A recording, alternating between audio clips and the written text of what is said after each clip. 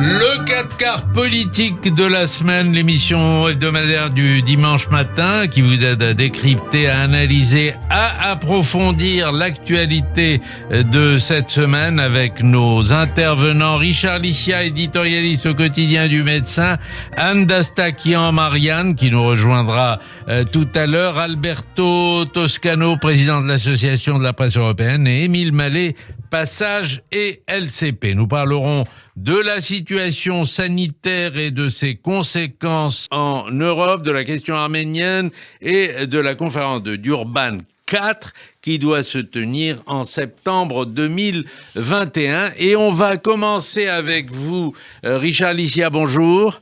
Bonjour à tous. Alors, on va commencer, si vous voulez, par la situation sanitaire. Où en sommes-nous dans la vaccination, dans l'ouverture aux touristes, dans les voyages à l'étranger? Il y a toujours des variants. Le variant Delta, qui est un variant indien, mais on appelle comme ça pour ne pas apparemment stigmatiser. Il y a en France moins de 1500 patients en réanimation, soit le chiffre le plus bas depuis presque un an, mais on n'est pas tellement ou totalement sorti d'affaire, Richard Licia. Vous avez raison. Alors, il faut dire deux choses. La première, c'est que la vaccination, la campagne vaccinale a été une réussite. La seconde, c'est que le principe de précaution est inscrit dans la Constitution, mais la France, hélas, n'est pas précautionneuse. Les gens, notamment les jeunes jusqu'à 40 ans, ne souhaitent pas se faire vacciner. Les soignants ne souhaitent pas se faire vacciner. Ce qui crée des problèmes à un moment où le variant le plus contagieux, c'est quand même le D, contre lequel le gouvernement est obligé de lutter, les soignants sont obligés de lutter. Il y a un très gros problème parce que si on n'arrive pas, pendant l'été, à finir cette campagne vaccinale, ou tout au moins à arriver à quelque chose comme 70, 75, 80% de la population, on va avoir une rentrée extrêmement difficile. Moi, je ne suis pas médecin, mais j'écoute ce qu'on me dit, et je vous assure, tous ceux qui parlent en connaissance de cause sont inquiets. Alors, nous sommes en pleine élection régionale, donc on va faire un peu moins de politique et un peu plus d'Europe. Est-ce que la crise sanitaire a été une aubaine pour l'Europe ou au contraire un frein? Vous voulez commencer, Alberto? Bon, ni l'un ni l'autre. C'était un défi. En tant que défi, il a été relevé avec des lumières et des ombres.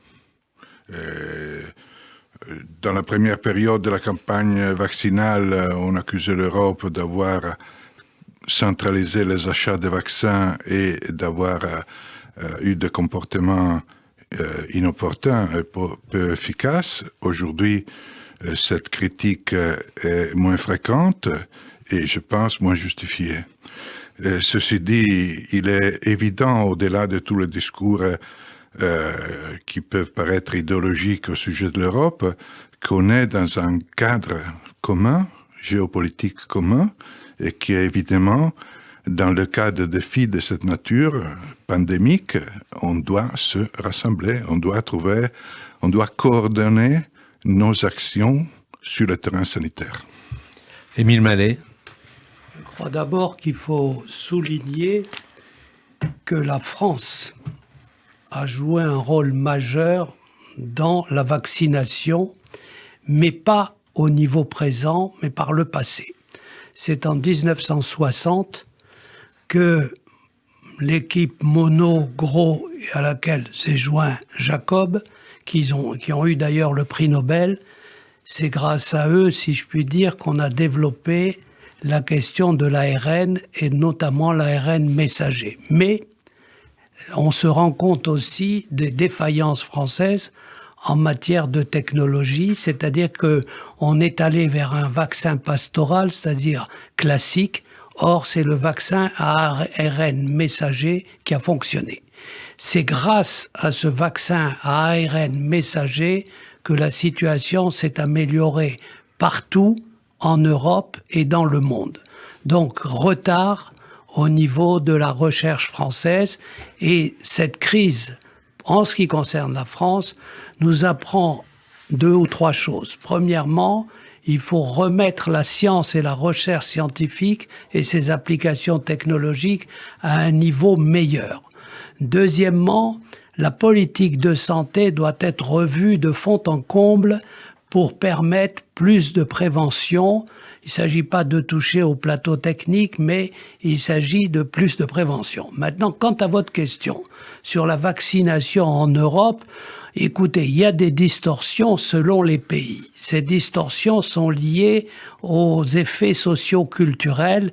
L'Italie n'est pas la France n'est pas la Hongrie, mais globalement, qu'est-ce qu'on observe aujourd'hui? C'est une ouverture des frontières et on espère que les choses vont aller. Mais demeure, comme l'a dit Richard Licia, une incertitude, mais il faut dire que les modélisations qui ont été faites, qui n'apportent pas de solution et qui ne sont pas là pour nous apporter des prévisions, nous ont permis quand même de colmater l'acmé de cette crise.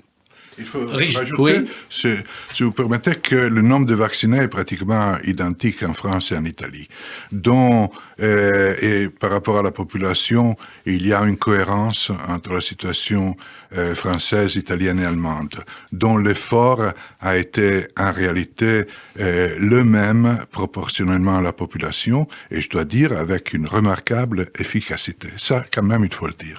Alors, vous êtes d'accord, Richard Licia, que l'Europe n'a pas été, en tout cas, un facteur de division dans cette situation sanitaire? Je dirais que c'est la question du verre à moitié vide ou à moitié plein. En y réfléchissant bien, je trouve que l'Europe s'est comportée d'une façon extraordinairement positive. Il faut comprendre qu'elle n'avait pas la compétence santé. Et donc, l'arrivée massive de la pandémie a créé des problèmes immédiats, des retards, des concertations qui ont fait perdre du temps. Cela est acquis. Mais la réaction des Européens a été formidable. Non seulement ils ont fini par organiser la campagne vaccinale, mais en plus, ils se sont mis d'accord, et c'est historique, entre Emmanuel Macron et Angela Merkel pour faire un mur d'argent afin de régler le problème du financement des questions économiques et sociales provoquées par la pandémie. Je trouve que c'est une avancée majeure, historique.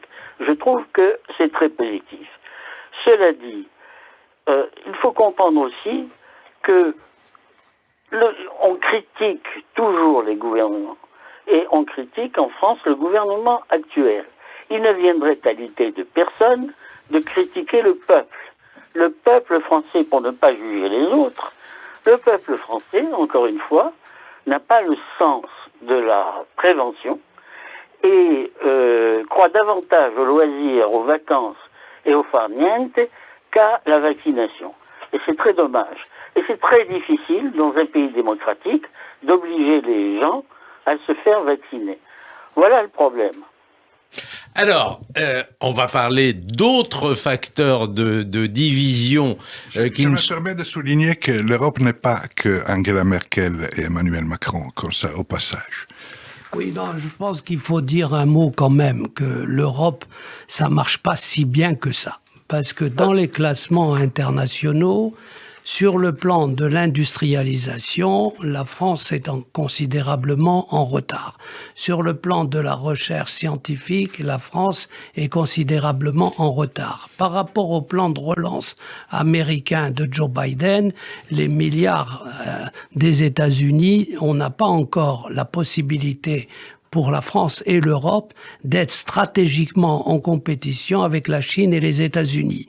Donc, ok, l'Europe a fonctionné, si on peut dire, pendant cette crise sanitaire, mais elle est très loin d'être une Europe puissance capable de rivaliser sur la 5G, sur le numérique, sur l'industrie d'avenir, sur les technologies, avec ce qui se passe aux États-Unis et en Chine.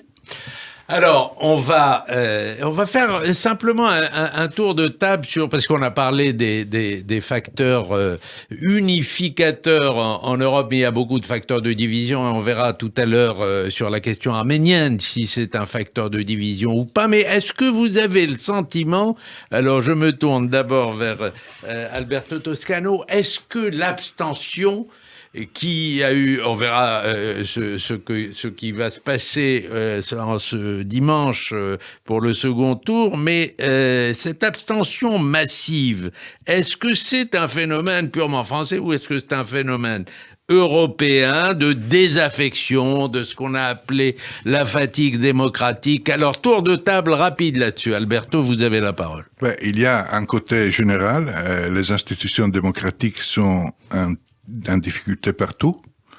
On a vu en Allemagne, on a vu en Italie, on a vu en Espagne, dont on les voit aussi en France. Dans les cas spécifiques, en France, il y a deux éléments qui, à mon avis, ont joué.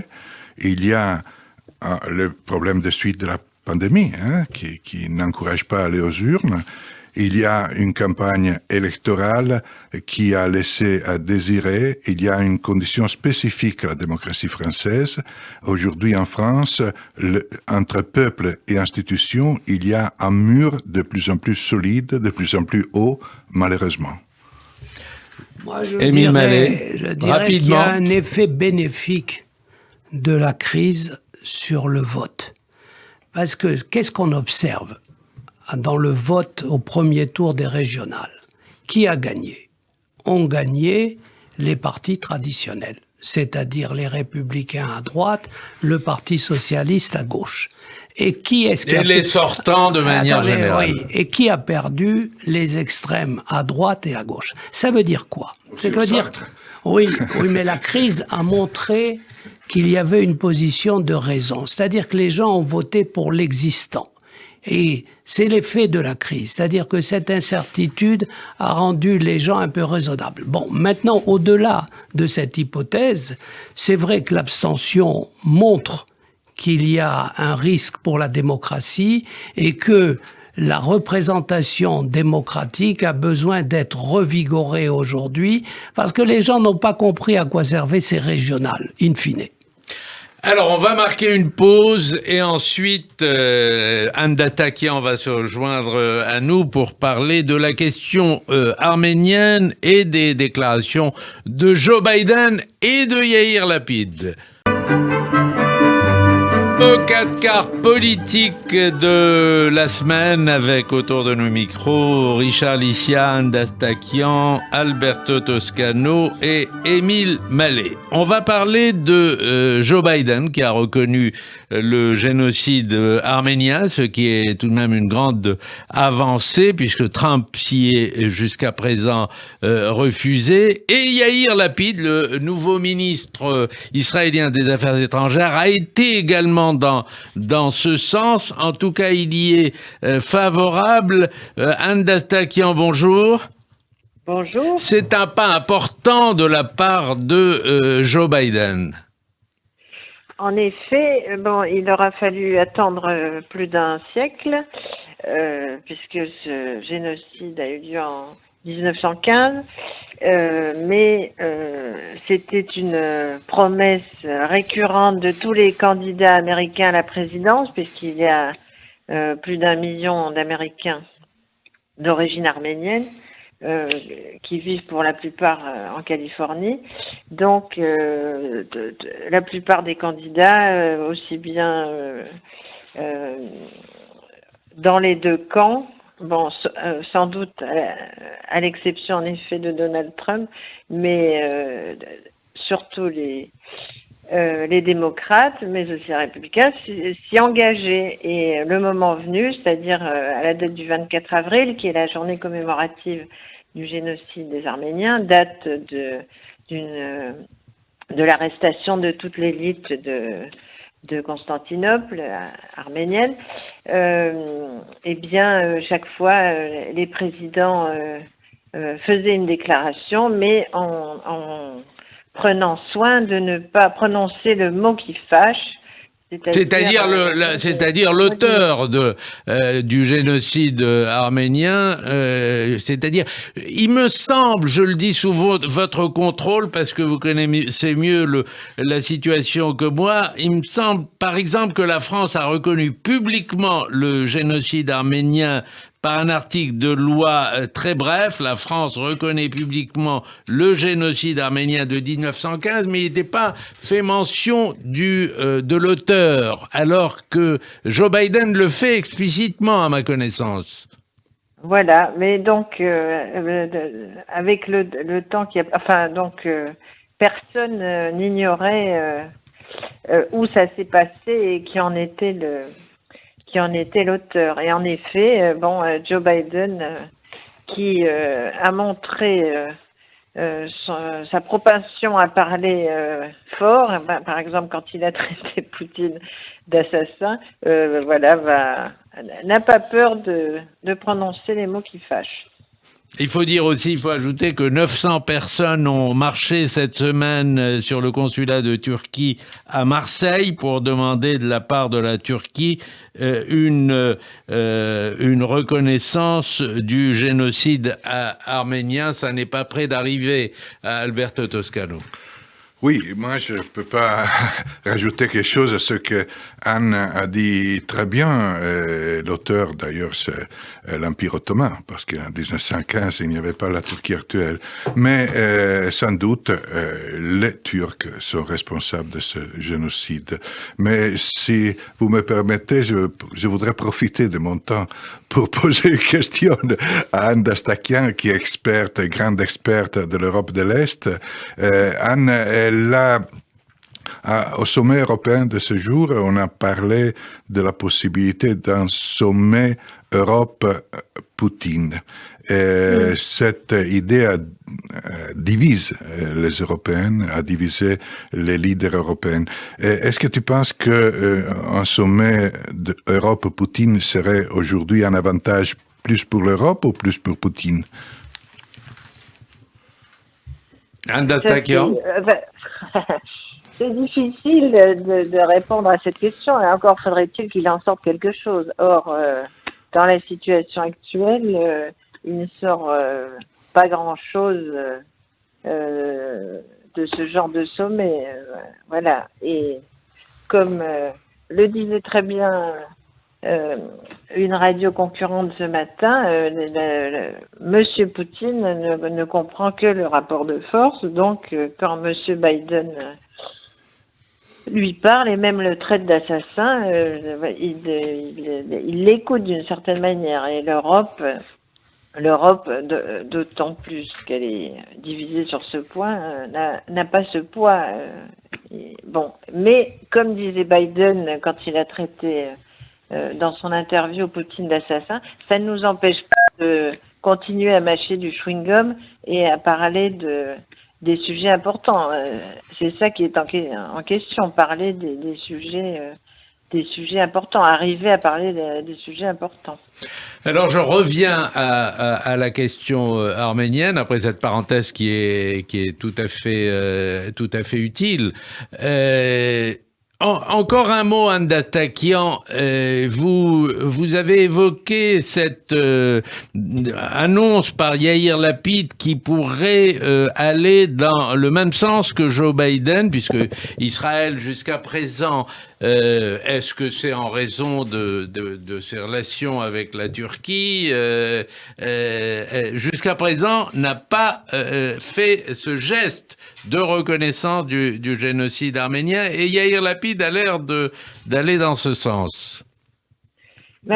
C'est-à-dire que lui-même, en 2019, avait tenté de le faire reconnaître officiellement, et comme le disait la presse israélienne, beaucoup d'hommes politiques individuels l'ont reconnu, mais en tant qu'État, ça n'a pas encore été le cas. Et lui, il est très favorable. Il a donc applaudi le geste de Biden. Donc maintenant, reste à savoir si ses camarades de coalition seront ouverts à cette idée. Mais il est certain que ça aurait une portée extrêmement symbolique, puisque comme on le sait, Lemkin, donc Raphaël Lemkin, qui est le juriste qui a inventé le terme de génocide et qui l'a imposé, qui a réussi à l'imposer. Je renvoie aux écrits de Philippe Sands sur la question, aux écrits passionnants de Philippe Sands. Eh bien, avait été inspiré par l'exemple du génocide arménien, et d'ailleurs des recherches universitaires américaines récentes ont montré aussi que la presse arménienne aux États-Unis, qui était assez importante, a beaucoup relayé son combat, le combat de Raphaël Lemkin, à l'époque où ce n'était pas du tout acquis, au moment du procès de Nuremberg. Le fait qu'il arrive à imposer ce terme n'était pas du tout acquis. Donc il a été, voilà. Donc il y a quand même une tradition importante, et étant donné, et puis on cite aussi la parole d'Hitler qui aurait dit qui se souvient des Arméniens, voilà. Oui. Donc il y a évidemment une portée, il y aurait une portée très symbolique, voilà. Mais on ne veut jeter la pierre à personne, et il faut rappeler par exemple que la Grande-Bretagne n'a pas non plus reconnu. L'Écosse et l'Irlande ont reconnu, mais pas la Grande-Bretagne en tant que pays. Donc, nobody's perfect, et il y a encore beaucoup de travail. Mais donc, la PID s'est prononcée clairement pour ça, justement, d'un point de vue moral, si je me souviens bien, que c'était très important. Merci pour toutes ces précisions, Anne Dastakian. Émile Mallet. Moi, je pense que c'est une bonne chose de reconnaître ce génocide arménien, que ça vienne des États-Unis ou d'Israël. Cela dit, notre consoeur a dit qu'il y avait une unanimité de pensée. Souvenons-nous que Bernard Lewis n'était pas dans cette position et considérait qu'il s'agissait de massacres de masse, mais peu importe, c'est un génocide, acceptons-le. Cela dit, Alberto a eu raison de poser la question de la Russie. Parce que la France, l'Allemagne et l'Europe ne doivent pas avoir une position sur la Russie calquée sur les États-Unis. La Russie est à la fois européenne et asiatique, et il faut arriver à faire dialoguer Poutine sur ces questions-là. L'actualité de l'Arménie, c'est aussi le conflit entre l'Arménie et l'Azerbaïdjan. Or, le problème, c'est que à la fois la Russie, l'URSS avant et tout ce qui se trouve dans cette région ne savent pas gérer les minorités, et parce que quand on n'est pas un pays démocratique, on ne gère pas les minorités de manière démocratique. Et par conséquent, il faut avoir un dialogue avec la Russie pour les amener à respecter les minorités, quelles qu'elles soient. À cela s'est ajouté un facteur religieux entre musulmans et non-musulmans. Mais moi, je le dis très sincèrement, la Turquie se comporte mal, elle est très agressive, mais ne réveillons pas un conflit Orient-Occident avec la Turquie, comme avec les pays arabes, sur ces questions-là.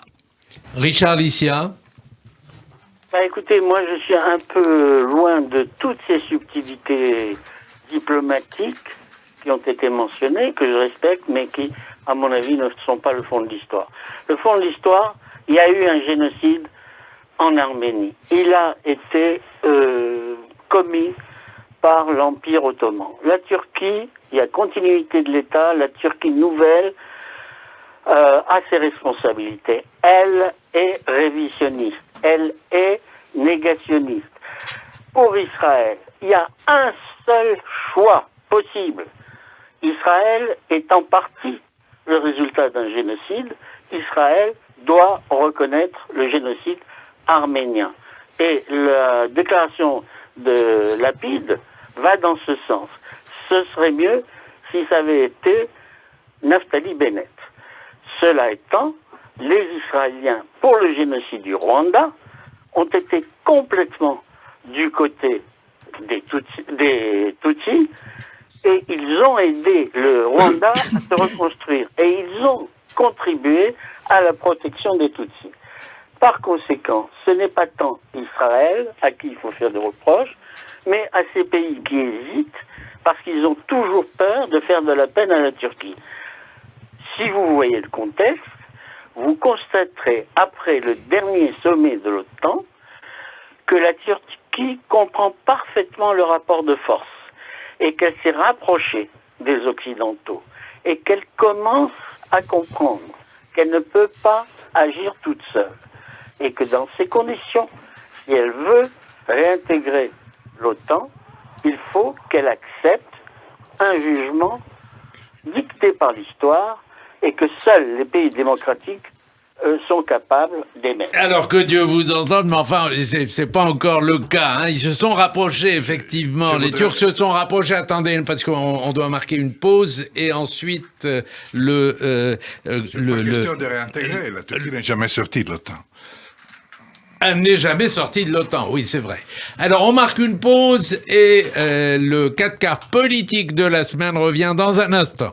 Le 4 quarts politique de la semaine, l'émission hebdomadaire du dimanche matin, avec aujourd'hui Richard Lysiane d'Astakian, Émile Mallet et Alberto Toscano. Alors, si vous voulez bien, chose promise, chose due, on va parler d'un sujet qui va beaucoup intéresser nos auditeurs. C'est la prochaine conférence de Durban, dite Durban 4, organisée par l'ONU, qui va se tenir dans les prochains jours, en septembre 2021, avec les risques de répétition des précédentes versions, à savoir les débordements antisémites. Pour rappel, en 2001, une résolution qualifiait l'État d'Israël de raciste. Le président du CRIF, d'ailleurs, a écrit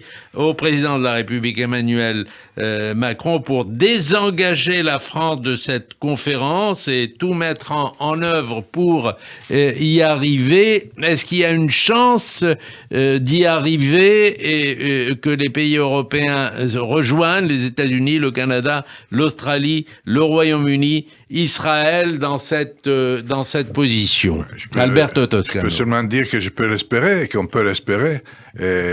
En Europe, il y a des débats à ce sujet et il y a beaucoup de confusion à ce sujet. Et je crois vraiment que les Européens se mettent d'accord sur ça, mais j'en doute, parce qu'il y a trop de divisions entre Européens, trop d'intérêts divergents et malheureusement trop d'intox dans la communication en Europe. Émile Mallet. Bien sûr que personne ne souhaite revenir sur Durban, qui a été un fiasco intellectuel, politique. Moi, je voudrais quand même dire un mot sur la Turquie. Je reviens, mais très brièvement. La responsabilité de l'Europe est là, parce que l'Europe a provoqué l'affaiblissement de l'armée turque, qui était la force laïque et démocratique. En affaiblissant l'armée, on a permis à l'AKP et aux religieux de s'emparer de complètement le pouvoir. Et aujourd'hui, on se retrouve avec un État islamique. Fermons la parenthèse. Mais sur ce que vous dites, en ce qui concerne Durban, l'Afrique du Sud, je pense qu'il y a un risque grand pour Israël. Vous avez vu que la déclaration de M. Jean-Yves Le Drian, qui a parlé à un moment donné en disant qu'il y avait une possibilité d'apartheid en Israël vis-à-vis des Arabes israéliens, et le journal Le Monde est allé très loin, il ne parle plus d'Arabes israéliens, mais il parle de Palestiniens d'Israël. Il faut dire très clairement que ce qui se passe en Israël n'a rien à voir avec un apartheid, mais en même temps, il faut condamner, c'est mon point de vue, la colonisation, parce que la colonisation, c'est le ventre mou de la politique israélienne.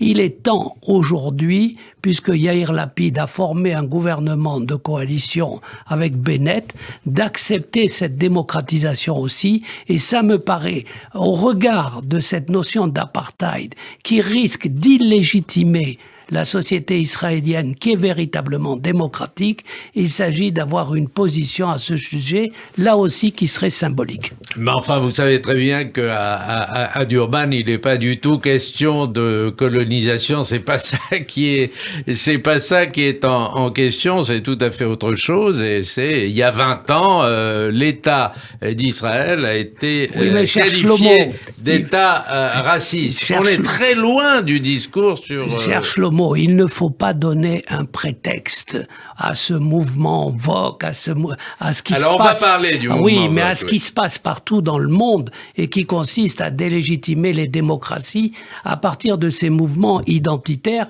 qui se saisissent de tout et n'importe quoi pour délégitimer des démocraties. Donc c'est pour ça que tout est dans tout et que la diplomatie... Et réciproquement. Et réciproquement, Richard Licia. Écoutez, Durban, 0 pointé. Quant à la position de la France essaye de faire pression sur Israël pour revenir à l'idée de négociations pacifiques pour créer un État palestinien à côté de l'État israélien. Donc, si vous voulez, Jean-Yves Le Drian a utilisé des mots excessifs dans l'espoir de faire bouger Israël.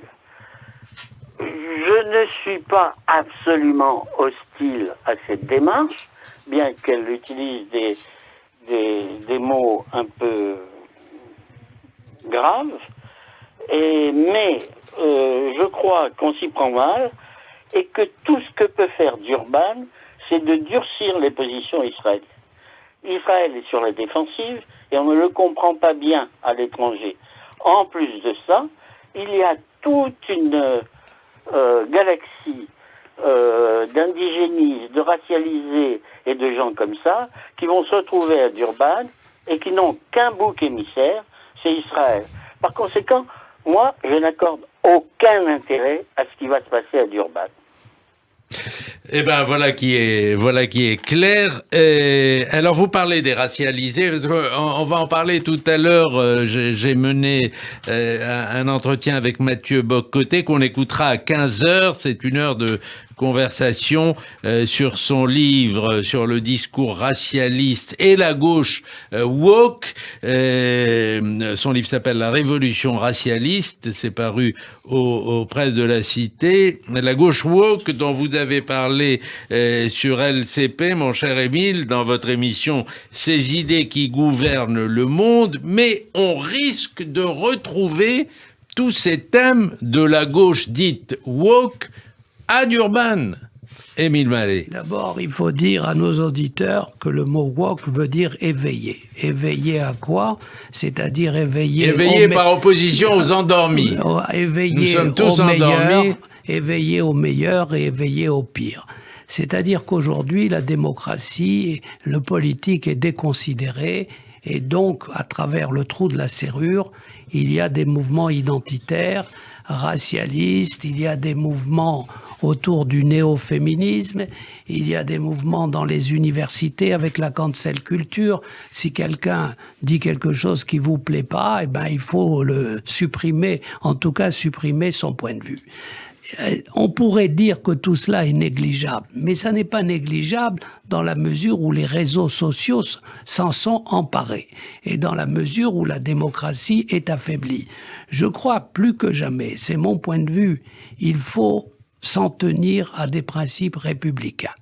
Je pense qu'il faut s'en tenir à une conjugaison de la République et de la démocratie. C'est-à-dire liberté, égalité, fraternité, tout ça c'est très bien, mais il faut en même temps faire adhérer les gens à la représentation politique. On n'y arrive pas aujourd'hui, il faut donc travailler sur ces questions-là pour avoir un antidote contre ces mouvements vogue que l'on observe dans les universités. Oui, mais quand vous lisez le livre de Mathieu Bock-Côté, vous vous rendez compte que l'universalisme de l'Occident dissimule pour ces gens-là les droits des minorités. Moyennant quoi, il y a ce qu'on appelle le white guilt, c'est-à-dire le péché d'être blanc. Et vous avez aujourd'hui des gens qui... vous avez Madame Kamala Harris qui a épousé un noir et elle est critiquée pour avoir épousé un blanc, juif de surcroît. Richard Licia, vous connaissez bien ce sujet. Oui. Et qu'est-ce que vous voulez que j'en dise? Eh ben, dites-nous si on risque de retrouver, de voir brasser tous ces thèmes. Quand vous lisez aussi Mathieu Bock-Côté, vous rendez compte que il y a des mots qui sont bannis. Le mot nègre est banni et c'est devenu the world, le mot qui commence par N. Il y a toute cette mouvance aujourd'hui aux États-Unis qui n'est plus circonscrite à l'université, qui déborde très largement l'université. Oui, vous avez tout à fait raison, c'est tout à fait vrai, mais en même temps, c'est un danger un petit peu lointain. La phraséologie utilisée ne précède pas une action réelle. Donc, ces gens peuvent être gênants, ils peuvent nous faire crier d'indignation, ils ne vont pas changer le monde à eux seuls, c'est impossible. Et donc, je crois que, notamment aux États-Unis, Joe Biden gère ses problèmes avec discrétion et finesse. Il arrive à calmer son aile gauche, et même parfois d'extrême gauche. Et vous venez de citer Kamala Harris, c'est très intéressant, pas seulement parce qu'elle a épousé un juif, mais parce que elle est la représentante, si vous voulez, de la communauté noire aux États-Unis. Et donc, elle peut tenir un langage complètement opposé à celui des indigénistes et des racialistes. Et par conséquent, le danger que l'Amérique soit contaminée par ce genre de personnes, ou par ce genre d'idées, ou par ce genre d'expressions, me paraît lointain. Ça fait des décennies que l'université de Berkeley est en ébullition contre tout, contre les institutions américaines, contre le péché des Blancs, contre l'histoire, l'esclavage, ceci, cela. Et c'est une révolution interne à l'université de Berkeley. Ce n'est pas des choses qui se traduisent, à part pour le New York Times, par des changements d'attitude. Et c'est vrai. Le New York Times, c'est quand même important. Oui, je suis d'accord. C'est pour ça que je l'ai mentionné. C'est important et c'est désolant. Mais en même temps, c'est au niveau de la presse et des médias, c'est un échange d'idées. C'est une espèce de contamination, comme une pandémie. Ça peut se soigner. Je pense Émile Mallet. Non, je pense qu'il ne faut pas relativiser cette question et considérer qu'il n'y a pas de passage à l'acte. Ça n'est pas vrai. Il y a des passages à l'acte dans l'université.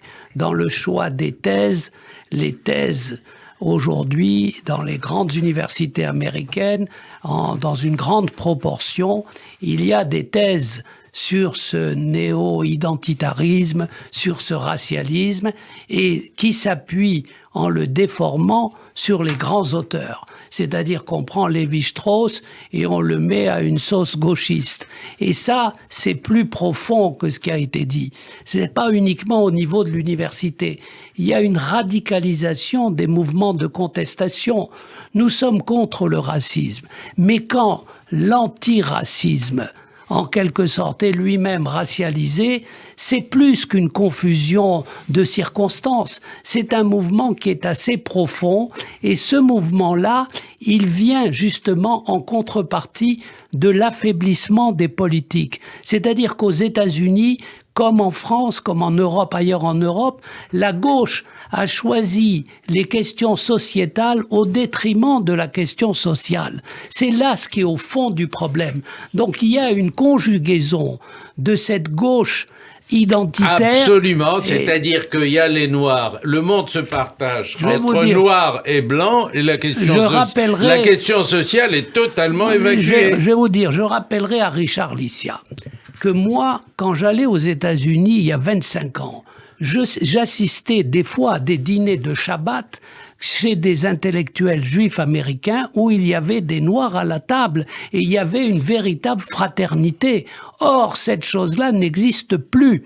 Aujourd'hui, on en est... Vous avez des auteurs, Bocoté, Finkielkraut et d'autres encore, et très nombreux. Mon ami Jean-François Bronstein, qui a la chaire de philosophie à la Sorbonne, qui ne peuvent plus s'exprimer si la police ne les protège pas, parce qu'il y a une violence identitaire. Et ce qui est très grave, c'est que nous qui sommes des progressistes et qui venons de cette lignée-là, nous nous apercevons qu'il y a une perversion idéologique et politique de la démocratie et des idées républicaines. Et je pense que ce mouvement-là vient de loin parce qu'il a manipulé les grands auteurs. On considère que tout ça vient de l'enseignement de Derrida, de Foucault, de Deleuze aux États-Unis. Mais ces auteurs-là n'étaient pas engagés sur la défense du particulier contre l'universel. Moi qui suis très freudien, je défends le subjectif, je défends l'intégrité de la personne, mais à condition que la personne soit responsable et inscrit sa dimension collective dans l'universel. C'est ça qui est en cause. Alberto Toscano. Moi, je crois tout simplement que les changements à la fois technologiques, politiques, sociaux et sociaux de dernières décennies auraient pu favoriser une culture de la tolérance, parce que, par exemple, Internet est une opportunité extraordinaire de s'exprimer.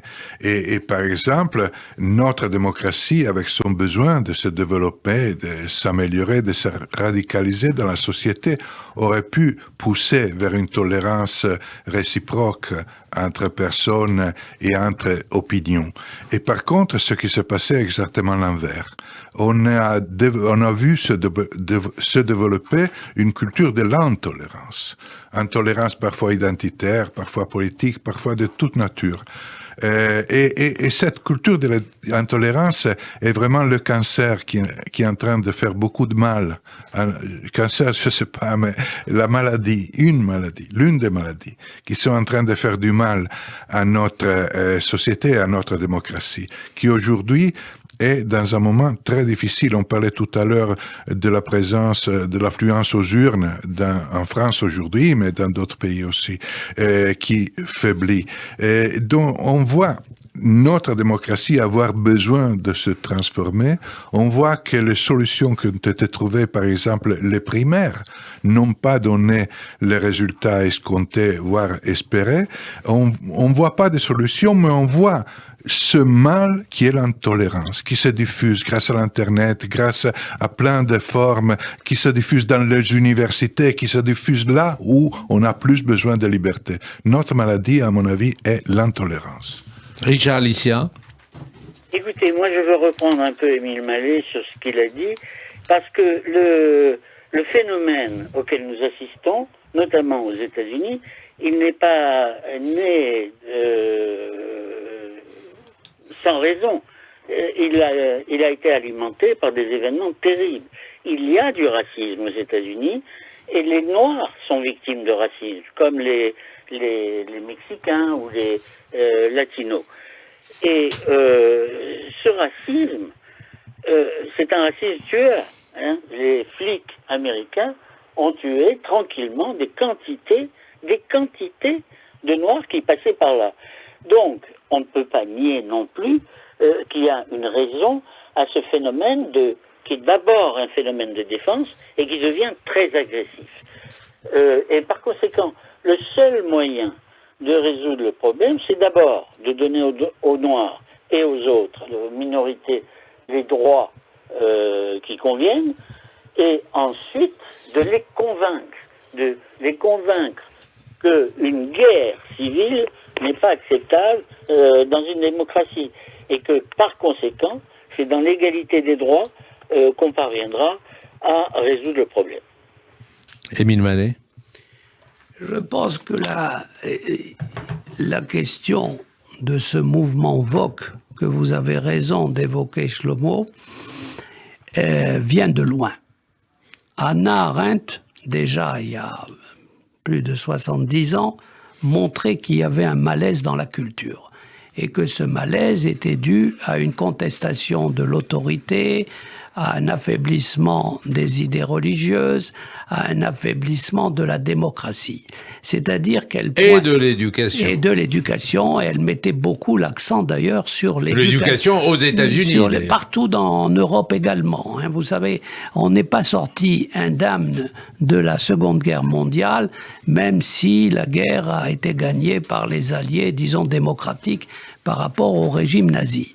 Donc c'est quelque chose qui travaille les sociétés depuis longtemps.